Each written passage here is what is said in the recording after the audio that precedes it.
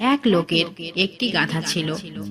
গাধাটি একদিন একটি গভীর খাড়া পাহাড়ের খাদে পড়ে যায়। লোকটি গাধাটিকে টেনে তোলার আপ্রাণ চেষ্টা করে, কিন্তু বারবার সে ব্যর্থ হয়। শেষ পর্যন্ত লোকটি সিদ্ধান্ত নেয় গাধাটিকে জীবন্ত সমাহিত করবেন। তিনি গাধার উপরে মাটি ঢালতে থাকেন। অপরদিকে ভার কমাতে গাধাটি গায়ে পড়া মাটি ঝেড়ে ফেলে দিতে থাকে আর তার উপরে দাঁড়াতে থাকে।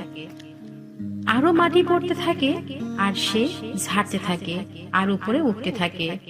এভাবে লোকটি মাটি ফেলতে থাকে আর গাধাটি মাটি ঝেড়ে ফেলে উপরে উঠতে থাকে। আস্তে আস্তে দুপুর নাগাদ সে অনেকখানি উপরে উঠে আসতে সক্ষম হয়। এক পর্যায়ে গাধাটি পড়ে উঠে আসে। এই গল্পটি থেকে আমাদের এটাই শিক্ষা নেওয়া উচিত, সমস্যা হলে ঘাবড়ে না গিয়ে ঝেড়ে ফেলুন। যেখানে সমস্যা আছে সেখানে তার সমাধানও লুকিয়ে আছে।